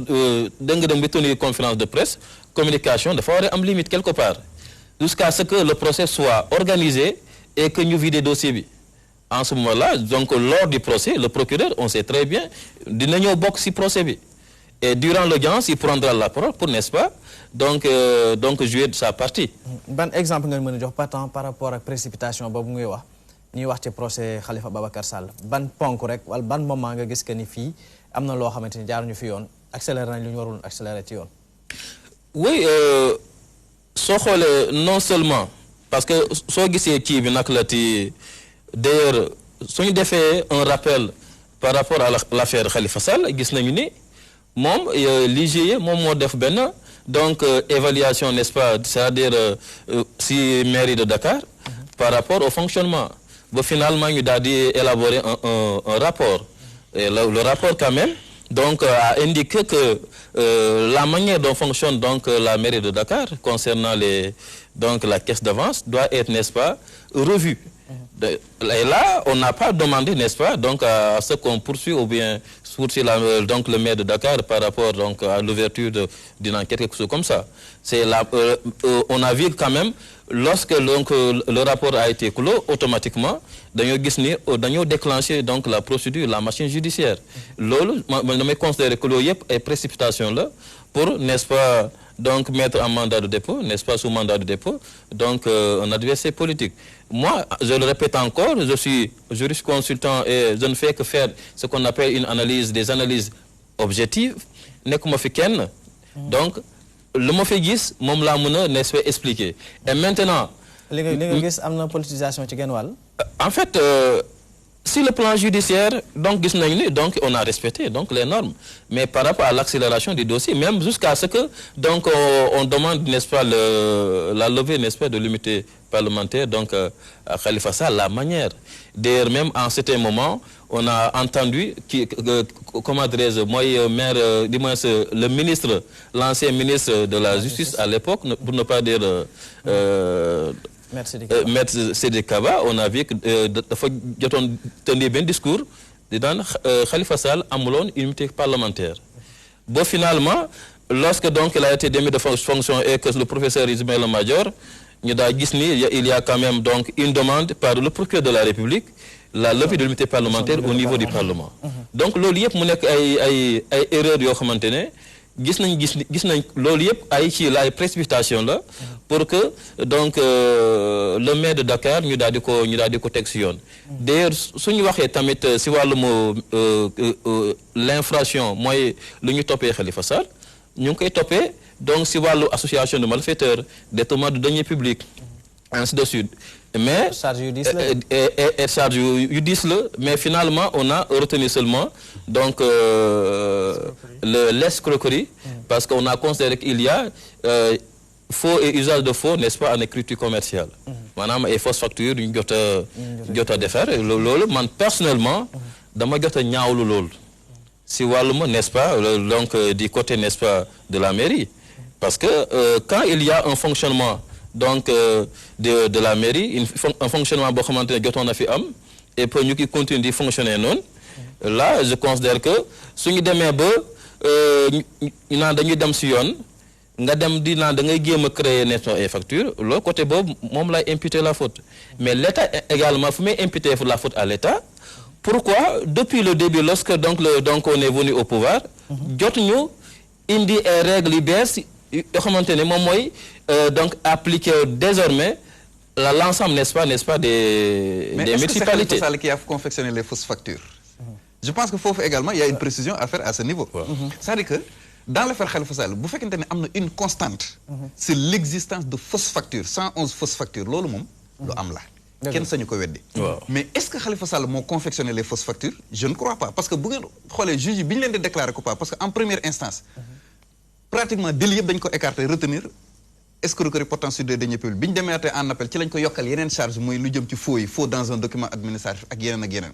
Donc déroulement bi li muy joxe dafa lay won ni c'est pas Khalifa Sall en personne qui a confectionné les fausses factures mais ses proches collaborateurs ñeneen ñi ñoo defar seeni fausses factures. Et que moom si boppam dafa ignorer woon l'existence de ces fausses factures, mais puisque c'est lui le maire, puisque sa responsabilité morale mënu ci teggeeku moo signé facture yi, ci loolu lañ ko déclaré li nga xamante ne moom mooy coupable. Mais c'est ce qui le rend responsable. Dès l'instant où il signe, il engage sa responsabilité. Signature boobu noonu moo ko dugal, d'accord na signature bee ko dugal. Mais problème bi mooy nekkul ne moom moo defar fausse facture. Est-ce que ñu ko defar aussi maintenant man fu may waxee mooy excusez-moi fu may waxee mooy qu'on parle de la mairie. Et qui parle de mairie, il y a quelqu'un à la tête. Faut la wax ni fofu lay condamner, n'est-ce pas kooku noonu. Maintenant état man fu may condamner état mooy avant qu'on en arrive là. Pourquoi lorsqu'on est au pouvoir mooy Macky Sall bu ñëwee daal di nekk au pouvoir automatiquement en 2012 il n'a pas mis fin à daal di donc changer les règles du jeu de manière très claire, porter à la connaissance de toutes les mairies. Mais loolu donc ça n'a pas existé. tey na xel bala un peu par rapport ak yaakaar naa ni interpellation yi bari na. waaw bari na waaw bëggoon naa si ñëw bu Pape mais Pape moom répondre na boppam. Dès l'instant où il a dit que Khalifa Sall a signé rek la signature engage la responsabilité de la personne qui a signé. Donc je crois que boobu déjà c'est une interpellation de moins. yeneen nii après votre question. Voilà yeneen yi on va y aller point par point. Absolument. bu ci njëkk man yaakaar naa ni ci lu ñu jàpp image bi ñuy refléter justice bu ñu koy wax mooy balance boobule. Tout à fait. ñëpp tolloo ci. bu ñu demee ba ñu jàpp ci bi ci njëkk que ni instrumentalisation da ciy am maanaam Babacar tudd na sànq sax bay wax que ni des fois mën nañu dem sax bay wax une justice sélective ci kaaw CREI bi beneen bi mooy précipitation maanaam parax ci dossier Khalifa Babacar Sall. Pape Ndiaye wax na fi enn cas yoo xamante ni tey jii bañ fi amee ay at lañ ba léegi kenn vidéo ko kenn waxagu ci Khalifa Babacar Sall en 1 an ñu bëgg a tëj lépp. waaw d'accord bon man balaa may ñëw donc si cas boobu ñu évoqué en parlant d'accélération donc si procès Khalifa Sall bi dama bëgg ñëw si 2 petites interpellations rek donc pour ñëw ci loolu. Bon première bi mooy Boubacar bi muy wax que le doyen le ministre de la justice dafa génne benn circulaire pour demander au procureur ñu xoolaat ni ñuy def placer sur le mandat de dépôt, mais loolu je me dis que ça entre dans le cours normal des choses, ça entre dans le management parce que même boo yoree entreprise xam nga nit buy liggéey également il ou elle a tendance parfois à dormir sur ses lauriers ou en tout cas donc voilà di perdre de vue un peu di xaw a tonge un peu en entreprise sax da ngay gis ni le chef d'entreprise le manager en ce moment day génne circulaire ou note de service di ramener nit ñi à l'ordre que ce soit dans la tenue, les heures d'arrivée, etc. Ça entre dans le management.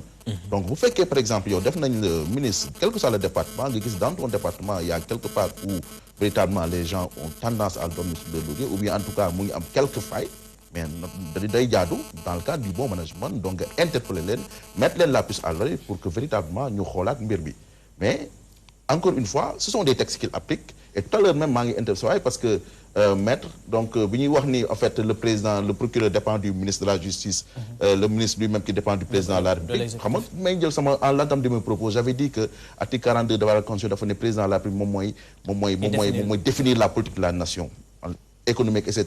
Mais également en termes pénals. C'est-à-dire, par exemple, si nous voilà, etc., etc. Mais le président de la République, pour que véritablement, nous puissions indi ay safara. Day bax également mu am des mécanismes yo xamanteni dina mëna am no xamanteni donc mëna régler de manière très rapide. Le plus souvent donc lolu tradition la bo xamanteni dañ ko hérité de la France. Bon ñu koy continuer actuellement. Véritablement, je crois que ça ne pose pas tellement de problème dans la mesure où le procureur en tant que tel ne prend pas, c'est pas le procureur qui rend des décisions, c'est-à-dire qui condamne. C'est le tribunal, c'est le président du tribunal. Mon nan diw ñëw na dama koy tëj wala dama ko tëj. Beneen mbir bi également pour un peu dernière interpellation avant ñu ci question si maître xam nga ñun suñu culture amuñu tendance di gis procureur muy communiquer. En France par exemple, boo demee il y a un syndicat de police. Sénégal, on n'a pas de syndicat de police. Mais en France, dans les démocraties occidentales, ils ont une référence pratiquement en matière d'avancée démocratique. Très souvent, quand il y a une affaire qui défraie la colonie, quand il y a une affaire qui procureur de la République des conférences de presse, parce que c'est l'avocat de la société. Parfois même, il a l'obligation de sortir au créneau pour apaiser les gens. C'est là où, par exemple, sur l'affaire Karim Wade, le procureur de la République est sorti pour donner des éléments d'information, n'est-ce pas? Mais Fofou, ça ne touche aucunement sa présomption d'innocence parce que tout le monde est condamné, tout le monde est etc. Non. Parce que même si réquisitoire, véritablement des réquisitoires, et le réquisitoire également ne lit pas le juge, parce que le juge, après, moi, il décision en intime conviction. Donc, le normal, ce n'est pas véritablement en fait une forfaiture, mais lo xamante day am ci démocratie occidentale ñu wax ñepp ci dossier bi nénañ précipitation am na. Waaw précipitation man xam nga première chose Mansour tay je me réjouis gis naa ni Boubacar ak mon ami Pape au moins parce que ça fait couler beaucoup de d'encre et de salive. Au moins la décision xam nga cour de la CEDEAO jël na fi une décision bo xamante suñu gaay lu nek wax dañ ko ci. Voilà, dañ ko wara libérer parce que voilà cour bi néna dañ wara interpeller décision bi dañ ko wara libérer dañ wara annuler procédure etc. Mais au moins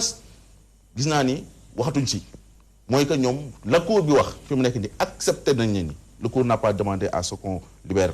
Khalifa Sall. La cour autant pour moi n'a pas demandé non mais ma daanal rek waaw d'accord la cour n'a pas demandé à ce qu'on libère. La cour n'a pas demandé à ce qu'on annule la procédure moy au moins léegi and nañ ci la cour ba waxone moins que ni gis na ni y a eu des manquements condamné au requérant à l'État du Sénégal à payer au requérant 35 millions. Maintenant, mon gars, parfois je ne les comprends pas. On ne peut pas vouloir une chose et son contraire. Et le top, dañoo bëgg dossier yi nga xamantene mo nek en justice ñu koy xol ñu koy mëna traiter pour que nit ñi mëna au moins xam fi ñu fété ki nga xamne mu ngi en prison mu mëna xam man mi nga xam ma ngi kasso kat tëj nañ ma 1 mois wala 2 ans wala 3 wala mu mëna xam. Maintenant, non. Pourquoi Khalifa Ababacar Sall alors qu'il y a d'autres citoyens sénégalais? Mais au Sénégal, il y a 3 pouvoirs. Et il y a une séparation parfaite des pouvoirs. Si cher à théoriquement. Non, c'est pratique également. C'est pratique. L'exécutif, le législatif et le judiciaire. Judiciaire, dafa am propre organisation et fonctionnement. Mais ban texte moo mën a confiner par exemple ni voilà affaire bi cassation warul mën a dépasser ay pouvoir en cassation warul mën ay 1 an 2 ans wala par exemple warul dépasser 1 mois mais c'est pas confiné dans le temps. Donc tey bu fekkee par exemple le juge gis na ni man ce dossier là dama ko war a véritablement traiter ko pour mu jàll mais kooku ce sont des prérogatives affaire pouvoir discrétionnaire bu mu am la bu ko defee mais waruñu naan ay dafa am précipitation accélération etc. Parce que nous demandons à ce que véritablement nous sachions où nous faisons. Tout récemment, dans la presse également, parfois certains avocats, avocats, maître Babou, qui nous parle de rappel d'arrêt. sur l'affaire Khalifa Sall. Actuellement, Mansour, comme je vous dis, à l'heure où je vous parle, Khalifa Sall est présumé être innocent. Bien sûr. Actuellement, il est innocent. Jugement définitif parce que dans un tribunal de grande instance, nous condamnons dans cour d'appel confirmer la décision qui a été prise par le TGI de Dakar, vous dame cassation. Cassation, il faut vider l'affaire. Donc je crois que le fait renvoyer au 3 ou 4 janvier 2019. Donc à l'heure où nous vous parlons, le député maire de la ville de Dakar, Khalifa Sall est présumé être innocent. Mais si toutefois, la cour de cassation... Il est le maire de la ville de Dakar. Ah voilà, excusez-moi, là, le député Khalifa Sall est présumé être innocent. Maintenant, vous avez la cour de cassation, il y a une décision.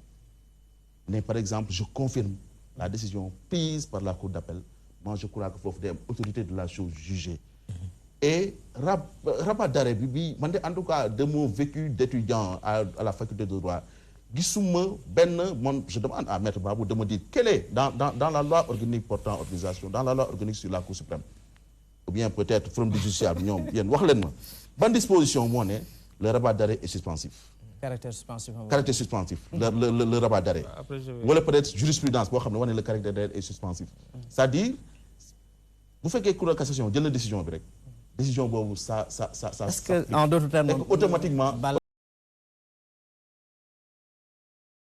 Qui t'a dit, vous nous sur le 3 janvier? Non. Candidature le ministre de la Justice dafa wax benn affaire bu am importance et que nit ñi mën ko xam nga dafa joxe son avis sur voilà si yenn décision yi mu ne sur ces procès chacun y a son mot. Chacun y a son mot, mais le dernier mot appartient au Conseil constitutionnel. Xam nga Sidiki Kaba bi mu ñëw ci l'affaire Karim Wade mu ne le tribunal la CREI d'après la décision de la CREI, Karim Wade peut être candidat à l'élection présidentielle. Il ne perd pas ses droits civiques et politiques. C'est vrai. Il y avait le truc de la chose jugée, etc. Mais nous, Sidiki Kaba, mais ça peut influencer le Conseil constitutionnel après moi avoir une décision. Mais il a le droit vraiment de faire une interprétation d'une décision de justice. Mais est-ce que ça peut pas non, du tout. D'où l'indépendance aussi parce que lui n'est pas... Non, parce que juriste, magistrat, conseil constitutionnel, etc., indépendant, c'est une décision en intime conviction. C'est-à-dire, non, Mansour. bi mu waxee suñu gars yi kenn newul ni war ko woon wax et cetera parce que boobu lu mu wax la loo xamante ne leen arrangé mais quand quelqu'un fait une interprétation man par exemple li may wax nii ça n'engage que moi man Balla Diop en tant que citoyen je ak li ma xam ñoo xam ne jàng naa ci droit mooy bu fekkee cassation joxe nañ décision sur l'affaire Khalifa Sall mais rabat d'arrêt bi mënul indi suspension sur la décision et que dans ce cas autorité de la chose jugée day am et que Khalifa Sall ne pourra pas être candidat à la présidentielle de 2019 loolu sama avis la maintenant nag décision conseil constitutionnel moo jël mooy am j'aimerais lui répondre lu mu wax rek ñu ànd ci en 30 secondes avant may jox Babacar en 30 secondes rek avant may jox Babacar allez-y. Donc c'est juste que excusez-moi donc monsieur Diop par rapport donc à votre position c'est très important de prendre en considération donc le rabat d'arrêt mi ngi doon expliquer noonu parce que rabat d'arrêt est bien évidemment soo xoolee donc la loi de 2017 09 17 janvier 2017 portant n'est-ce pas Cour suprême du Sénégal aux articles 51 et 52 il y a quand même donc des dispositions qui prévoient donc ce rabat d'arrêt là. Et maintenant parce que on a considéré que rabat d'arrêt lorsque par exemple aujourd'hui la décision donc de la Cour suprême une décision a été rendue, cette décision n'est susceptible d'aucun voie de recours. Ça c'est le principe. Mais il y a une exception donc à ce principe qui dit que quand même lorsqu'il y a quand même donc une requête aux fins de rabat d'arrêt, lorsqu'il y a omission de statuer sur un ou plusieurs moyens, donc lorsqu'il y a également requête aux fins de rectification, donc il y a possibilité, n'est-ce pas, de pousser à la Cour suprême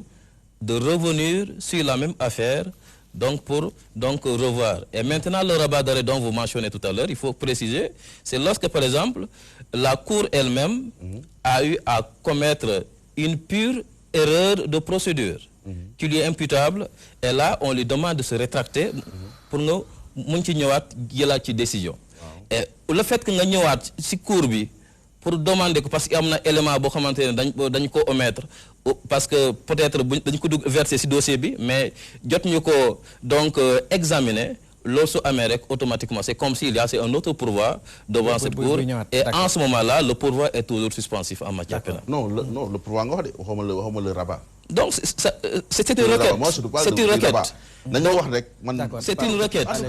que le pourvoi c'est une requête. Pourvoi même c'est suspensif. Mais rabat laa wax ba léegi on m'a pas dit que le rabat est suspensif. D'accord waaw man fi may waxee rek mooy peut-être que yenn position ministère wala procureur mën na bañ a influencer ce juge bi en réalité foofu moom d'accord ma ci. Parce que gis nga il faut que l'administration sénégalaise arrête de se substituer à la justice. C'est important. À chaque fois dañu gis ne bu fekkente ne benn dossier dafa dem tribunal juge war ko examiner mais un membre de l'exécutif mooy génn fële rek def benn sortie te saa yu defee sortie décision bi justice joxe ci sens boobu lañ koy gisee. non man je peux citer des exemples. waaw mais man mën nañ la citer l'exemple man par exemple sur l'affaire sur le cas Aïda Ndiongue par exemple. Il y a des gens yoo xamante ni dañoo newoon véritablement que dañ ko war a condamner mais là. D'accord léegi nañ jël l'affaire le cas Imam Seye. La première personne jugée pour terrorisme sous le régime de Macky Sall. Tribunal de grande instance bu Kolda daf ko condamné à 1 an. Le président de la République daf sorti ne c'est inadmissible peine bi dafa tuuti dañ ko war a yokkaat. Mais cour d'appel bu Dakar bu dossier bi ñëwee am nañu occasion prouver l'indépendance de la justice mais gis nañ ne la cour d'appel est allée dans le sens voulu par le président de la République ñu yokkalaat ko yeneen 1 an ñu condamné ko à 2 ans boobu benn exemple la. Parmi tant d'autres exemples yoo xamante ni gis nañ ko fi à chaque fois bu fekkente ni dossier bi dafa moo tax ma ni il faut que l'administration arrête de se substituer à la justice. Par exemple affaire Khalifa Sall affaire Karim Wade dañuy gis le ministre de la justice def sorti ne way mënul nekk candidat ministre de la justice moom mooy le tribunal moom mooy justice moom mooy décider ko kuy nekk candidat ak waru kenn nekk candidat. Le ministre de la justice n'a jamais dit qu'il pouvait être candidat. Mais le ministre de la justice wax na ko bi mu demee assemblée nationale ñu koy voter le budget man maa nga. Non di ñuy wot bu fekkente ne li may wax ci il faut quand même dire li may wax bu dul du dëgg ce que les gens ont dit. musul wax ni Khalifa Sall ne peut pas être candidat. am fit weesuwul toog ci télé di feneen le ministre de la justice bu dee li may wax du dëgg na ma arrêté pour diffusion de fausses nouvelles bañ koy voter loi am assemblée nationale non dafa ne musul nier les faits qui lui sont reprochés niewu ko cette candidature la ni mënuñu nekk candidat da ko rejeté carrément il n'a pas nié par rapport ak question bi parce que ñu bokki xalifa yi li gënoon a jàpp que ni moom mooy caractère suspensif bu rabat d'arrêt boobu la parce que jàpp nañu espoir que ni ba tey ci wàllu woowu la que ni ñàkkagul ba tey combat bi mu nekk. waaw rapidement mais bu ñu déggee Balla moom. waaw rapidement rek ci 5 secondes c'est-à-dire que Balla. il faut nga xam également que ñun en tant que organisation lan mooy suñu position lan mooy suñu cër ci ni justice di doxee. parce que nag sànq yaa ngi wax léegi que ni je me réjouis que bi ñu rendre bi cour d'appel rendre arrêt ñun waxuñu si. non je parle de la cour de la CEDEAO. waaw d'accord mais je vois que là vous l'avez gobé vous l'avez accepté. waaw li ngeen ci décision bi mu jëloon. et puis même boo xoolee sax même suñu tribunaux yi. c'est-à-dire que ñun avant que tribunal bi di prononcé wu. c'est-à-dire que tribunal bu xasee ba prononcé wu rek ñun dañu abdiquer parce que après tout ñun aussi on est des Sénégalais et nous respectons la justice sénégalaise mais avant. bu ñu gisee ay rëq-rëq bu ñu gisee ay manquements je pense que ni suñu rôle la. ñu génn alerter parce que tey CEDEAO waxul fi lenn loo xam ñun waxuñu ko woon CEDEAO bi mu wax que ni le procureur dafa violer le principe de la présomption d'innocence. loolu d'accord nañu ci waaw moo ko wax. waaw non bi ko CEDEAO ma ni CEDEAO avant mu koy wax. ñun bi procureur defee point de presse am génn nañ dénoncer yenn propos yi nga xam procureur daf ko waxoon parce que ñun jàpp nañ que ni procureur il était allé un peu loin. Khalifa Sall keroog bi ñu ko defee député. ñun bokk nañ ci njëkk a jug ne maintenant Khalifa Sall il bénéficie d'une immunité parlementaire ñu bañ ko mais gis nañ le ministre de la moo tax foofu aussi man gis nga je crois à la bonne foi du ministre de la justice parce que Ismaïla Madior man bokk naa si ñi nga xam ni man gëm naa politique am parce que xam lu tax déjà bi ñuy wax que ni Khalifa Sall amul immunité parlementaire moom bi mu ñëw automatiquement il a compris que ni Khalifa Sall am na immunité parlementaire moo tax ñu lever ko donc bu ñuy wax c'est pas parce que dañuy comme ni ma la ko waxee rek problème mu système la mais du ay personnes yoo xam ne dañ koy loolu sànq bi ngay wax ci circulaire yi mais circulaire moom mooy dafay participer di définir la politique pénale mais le professeur Ismaïla Madior Fall bu toogee gis que ni wax ci mandat de dépôt rek moom en tant que un bon juriste en tant que quelqu'un koo xam ne il s'y connaît xam na ni que mandat de dépôt il y a problème mu rabat d'arrêt bi dina nekk problème boo xam ne ça va en fait dina poser débat xam nga lu tax. caaw dina fi amati. waaw parce que Balla quelque part il a raison. il a parfaitement raison bu waxee que ni. parce que le texte la loi de 2017 dafa wax carrément te daf ko citer mu ni le pourvoi est suspensif il a raison loolu la loi bi wax. mais boo xoolee ci loi bi amul fenn fu ñu wax que ni le rabat d'arrêt est suspensif le législateur ne l'a pas mentionné de manière expresse waxu ko mu leer mais il y a un mais fi muy posé débat li tax ma ni mais bi parce que maître mu ngi koy wax léegi c'est-à-dire la loi de 2017 dafa ni les décisions qui sont rendues par la Cour suprême ne sont pas susceptibles de recours mais on peut introduire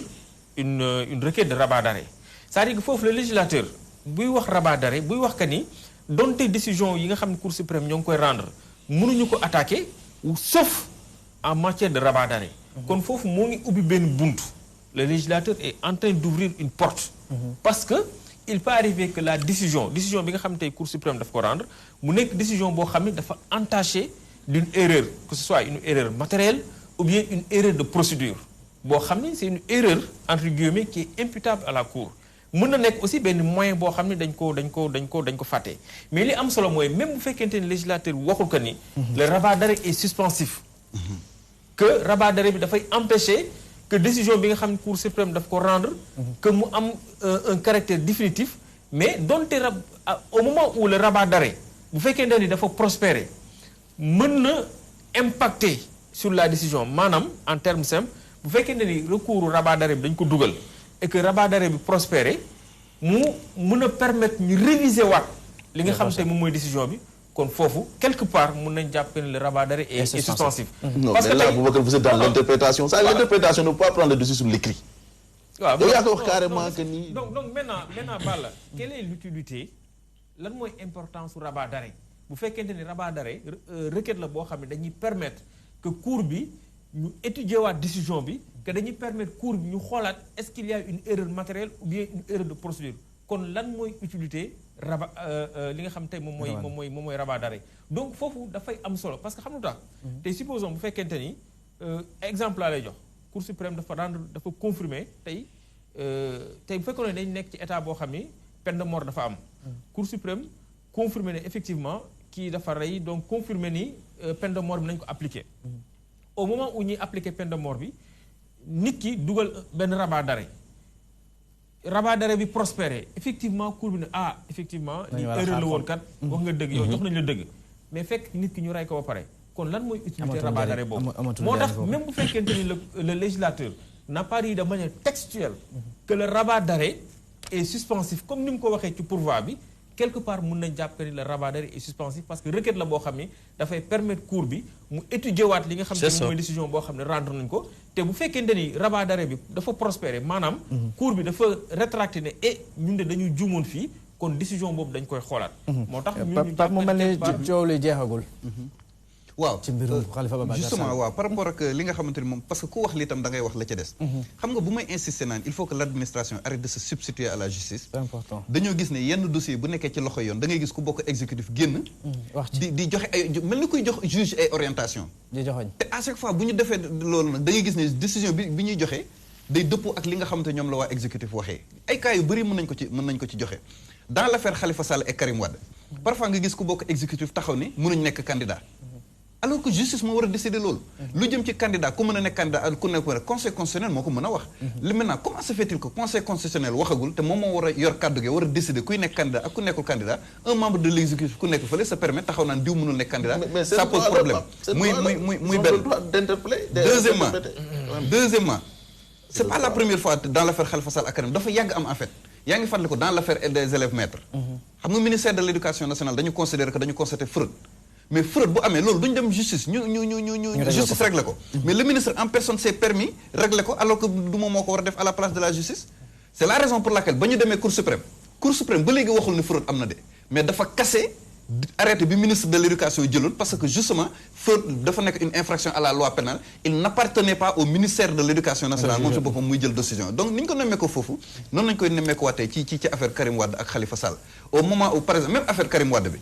xam nga maa ngi la doon wax ni ministre de la justice ci boppam moo taxaw ne Karim Wade ak Khalifa Sall mënuñu nekk candidat loolu moom yaakaar naa ne vidéo yaa ngi fi ñëpp bind nañ ko ba mu demee assemblée nationale foofu la ko waxee ba mu leer nañ am fit nag moom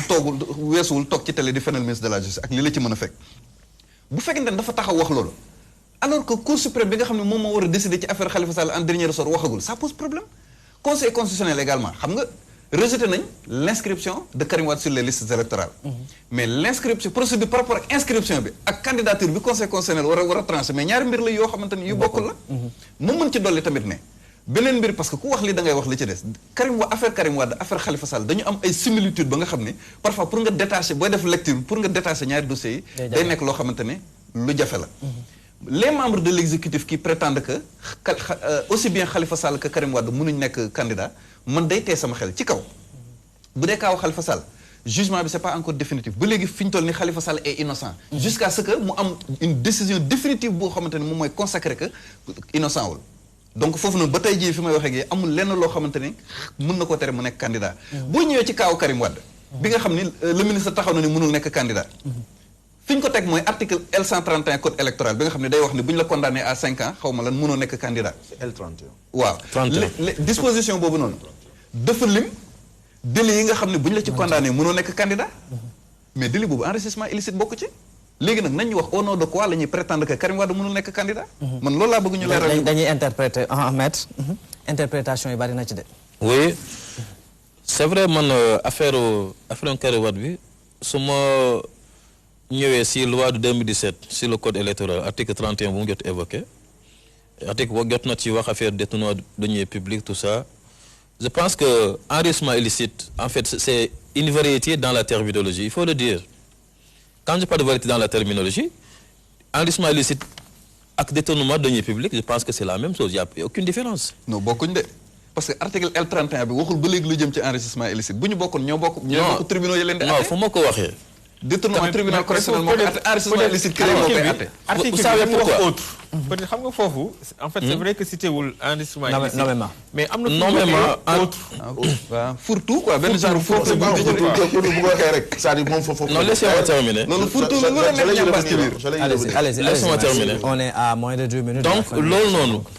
si article boobu man personnellement j'ai fait lecture donc à plusieurs reprises n'est-ce pas de cet article-là.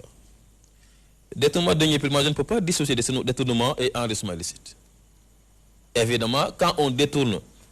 des sommes appartenant donc à l'État, au peuple, évidemment, c'est un enrichissement qui est illicite à ce moment-là. Parce que vous avez donc la responsabilité publique de gérer ces deniers publics pour le compte du peuple, et donc vous vous enrichissez. Donc c'est un détournement. Et maintenant, on sait très bien que donc, le juge, dans le cadre, n'est-ce pas, de son pouvoir discrétionnaire, amena ce qu'on appelle le pouvoir d'interpréter les textes. Ça, c'est clair. Mais ce cadre beau, moi, je considère qu'en réalité, ce cadre beau, donc s'il y a donc une difficulté pour Karim Wade de pouvoir donc s'inscrire et de pouvoir être candidat, parce que d'ailleurs, on dit, en fonction de ces articles-là, de cet article-là, il y a une interdiction pour ces personnes qui sont condamnées en fonction de l'énumération de ces délits, de pouvoir, n'est-ce pas, mais enrichissement illicite bokkul ci énumération loolu ma jaaxal 8 infractions lañ fa nommé article L31 code électoral 8 infractions yi nga xam ne bu ñu la ci tëjee mënoo nekk candidat mais ci 8 yooyu noonu enrichissement illicite bokk ci. c'est pour cela j'ai dit en fait xëy na peut-être yow ni nga ko gisee ak mu ko gisee moo ko bokkul mais man lu ma expliqué dafa leer. je dis moi je considère que l'enrichissement illicite et le détournement il y a pas de différence. benn la waaw benn la. Et là, maintenant, sur le plan pénal, donc voilà, c'est une infraction délictuelle. Si je me fie à vos mots, à vos propos, c'est un pari risqué pour le PDS aujourd'hui de miser déjà sur ce candidat.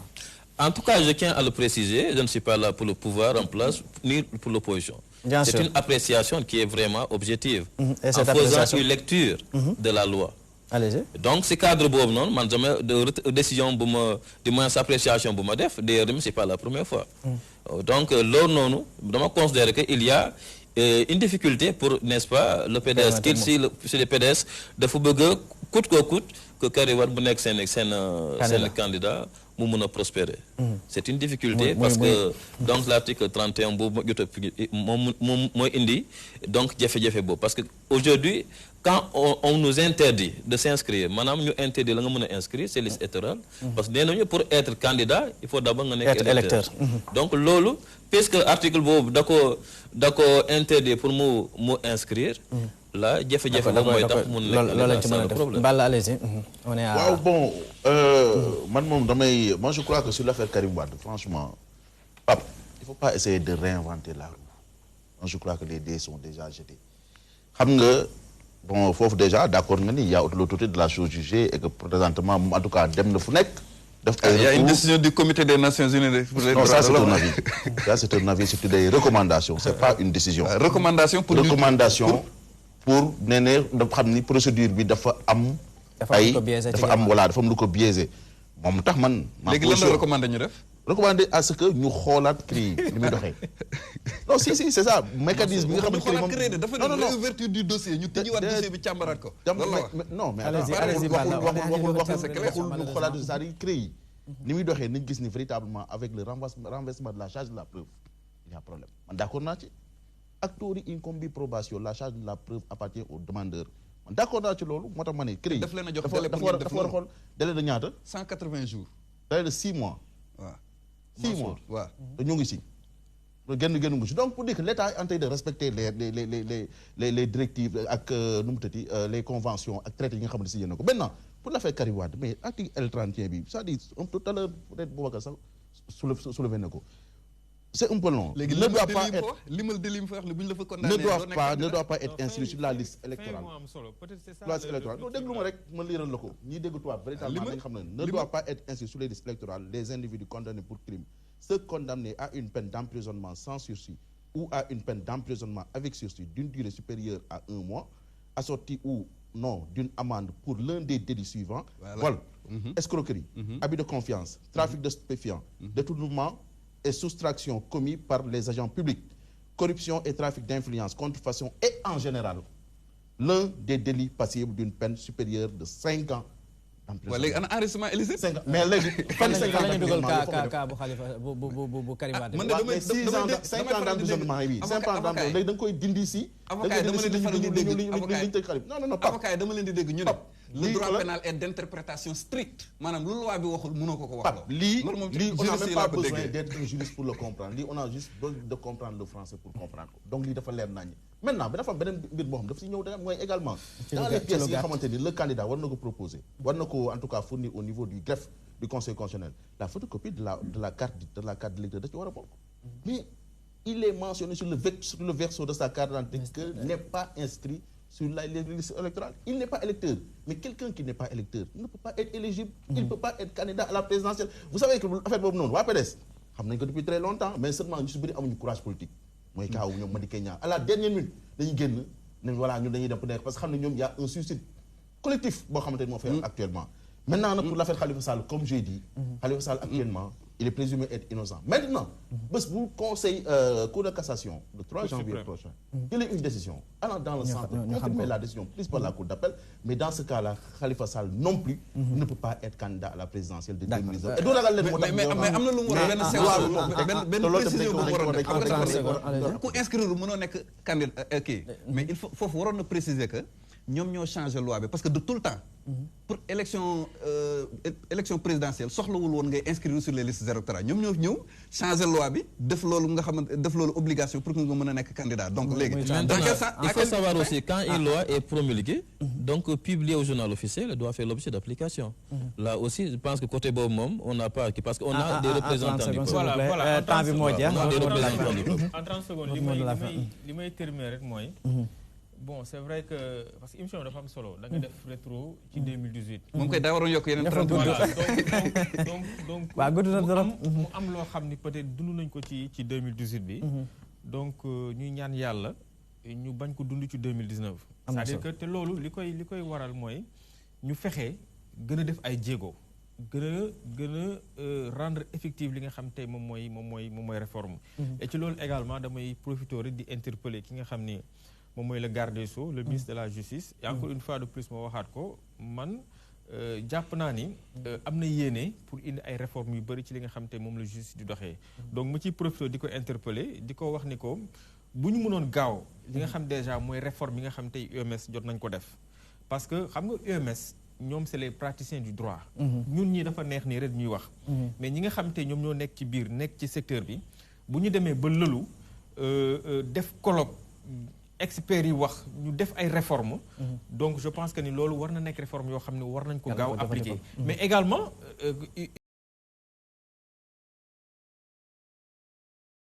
nguur gi am na benn comité boo xam ni dañ ko mettre sur place ba comité boobu également doon càmbar def ay proposition li nga xam te moom mooy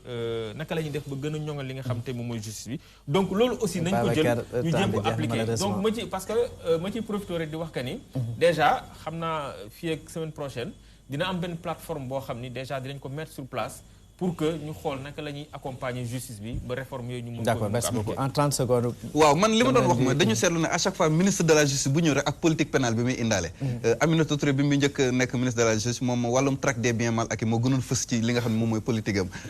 ba mu fi jógee Sidiki Kaba li gënoon fës mooy wàllum terrorisme yi. Ismaïla Madior Fall bi mu ñëwee moom gis nañ ne lu jëm ci wàllum réforme ak modernisation de la justice mooy li nga xam ne moo gën a fës ci politique pénale am. mu nekk loo xam te ne lu am solo la te justice soxla na ko. li ci des rek mooy eh bien ñu mettre en œuvre proposition yi nga xamante ne déjà magistrat yi def nañ ko pour justice. waaw man fu may terminer mooy Mansour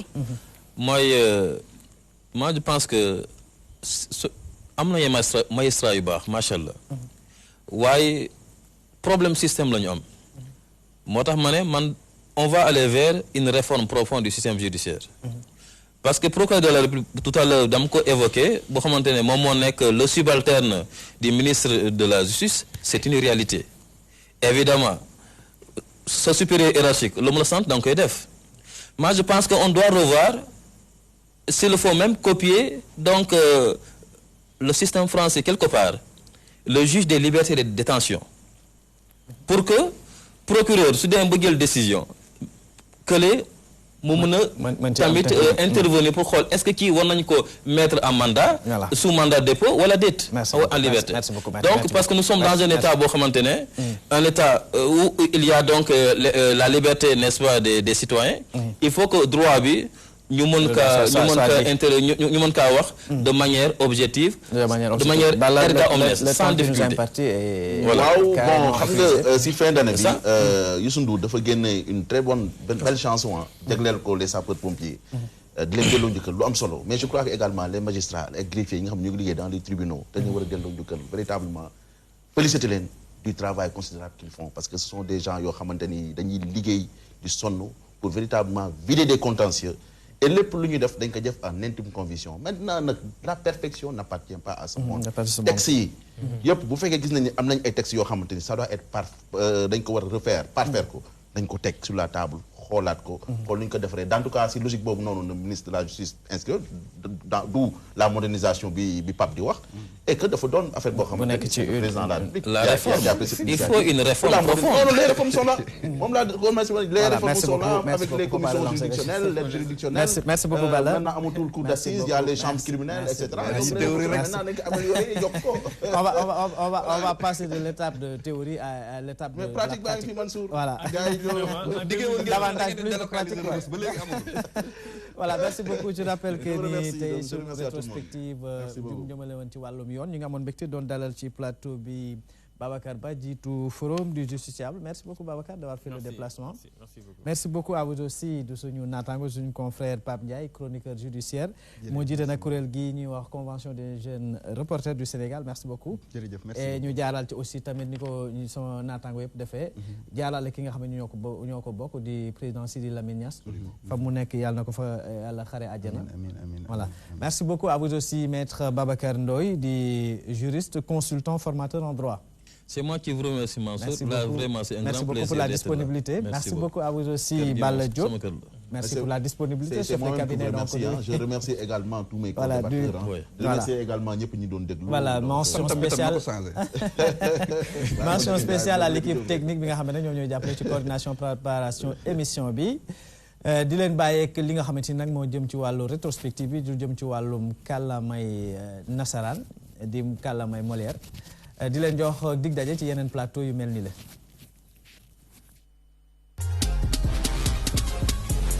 Dans le livre de l'histoire de la justice sénégalaise, 2018 n'aura pas été une page, mais un chapitre bien rempli. À l'image de la majorité des prisons de notre pays, les causes ne sont pourtant pas ignorées. 60% des détenus sont en détention provisoire pour lutter contre des peines alternatives, la diminution des mandats de dépôt et le bracelet électronique sont préconisés par le ministère de la Justice.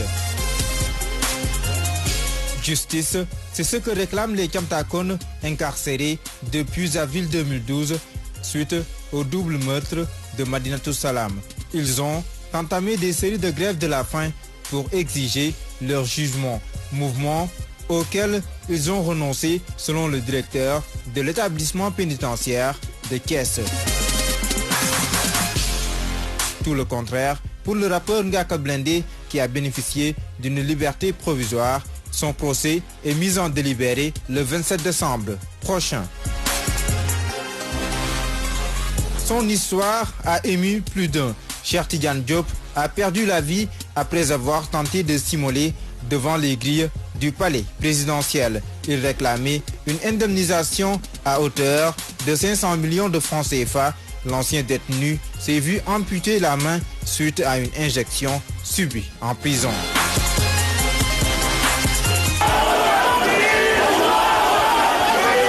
Sa sortie de prison a fait le tour du monde le 19 juillet 2018, une date qui sera à jamais gravée dans les annales de la justice sénégalaise. L'imam Alioune Ndao est acquitté de tout chef d'accusation lié au terrorisme, tandis que son principal co-accusé, Matar Diokhane, écope de 20 ans de travaux forcés. 2018 aura aussi été l'année de condamnation de l'ex-maire de Dakar, Khalifa Sall, à 5 ans de prison dans l'affaire de la caisse d'avance. Un verdict confirmé en appel malgré les irrégularités constatées par la Cour de justice de la CEDEAO dans la procédure. Son procès en cassation a été ouvert ce 20 décembre. La condamnation du député maire d'alors n'a pas été sans conséquence puisque l'un de ses plus fervents défenseurs, Barthélémy Diaz, a été arrêté dans la foulée et condamné à 6 mois de prison ferme pour outrage à magistrat.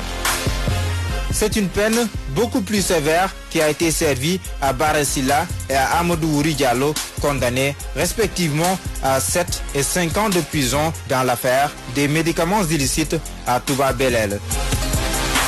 À Touba et ailleurs, le syndicat des travailleurs de la justice a tenu des sit-ins pour exiger du gouvernement le respect de ses engagements. Engagements auxquels le gouvernement ne compte pas se dérober, selon le ministre de la Justice, mais l'application effective des indemnités n'est pas encore à l'ordre du jour. De jour en jour, la balance tangue à la recherche d'un équilibre pour que notre tissu social ne se déchire pas comme les fibres usées d'un vieux vêtement.